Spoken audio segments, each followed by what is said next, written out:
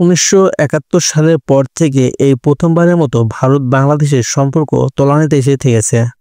আর এই সম্পর্ক নষ্ট হওয়ার প্রধান কারণ হিসেবে দায়ী করা যেতে পারে ভারতীয় গুজব মিডিয়াকে।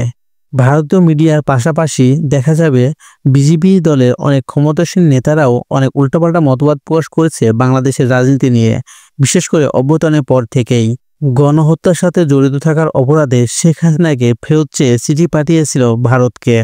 তবে ভারত যে বাংলাদেশে এই চিঠিটাকে মোটেও পাত্তা দেয়নি, এটা প্রমাণ আরেকবার মিলল ভারতের এই সিদ্ধান্তকে।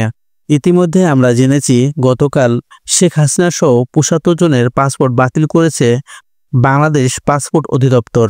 আর অন্যদিকে বৈষম্যবিরোধী ছাত্র আন্দোলনের দাবি শেখ হাসিনার বিচার না হওয়া পর্যন্ত বাংলাদেশে কোনো নির্বাচন অনুষ্ঠিত হবে না। তবে এবার শেখ হাসিনার বিচার না হয়ে যদি নির্বাচন অনুষ্ঠিত করতে না দেয়, তবে নির্বাচন হয়তো চাঁদের দেশে যেতেই বাধ্য। এর কারণ হচ্ছে ভারতে অবস্থানরত শেখ হাসিনার ভিসার মেয়াদ বাড়িয়েছে নরেন্দ্র মোদী। এ থেকে স্পষ্ট বোঝা যায় ভারত কখনোই শেখ হাসিনাকে বাংলাদেশে ফেরত দিবে না।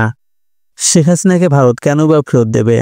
কারণ বাংলাদেশে কে অস্থিতিশীল করার জন্য শেখ হাসিনা হচ্ছে ভারতের একমাত্র ট্রাম্প কার্ড। আর বাংলাদেশ অস্থিতি হলে তার লাভ আদায় করতে পারে ভারত। বলতে পারেন কিভাবে বাংলাদেশ অস্থিতিশীল হলে ভারত তার ফায়দা উঠতে পারে।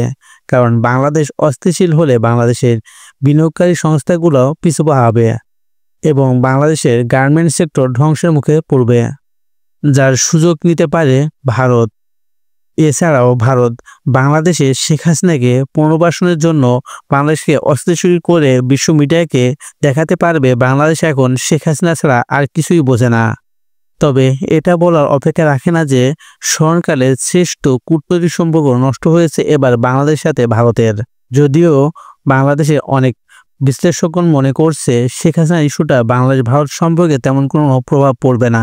তবে এটাই বাস্তব, বাংলাদেশ ভারত সম্পর্ক শুধুমাত্র নামেই আছে। বর্তমানে বাংলাদেশ এবং ভারত সম্পর্কের মধ্যে তেমন কোনো গভীরতা নেই। আপনি কি মনে করেন? আপনার মতামতটি কমেন্ট বক্সে জানান। ধন্যবাদ।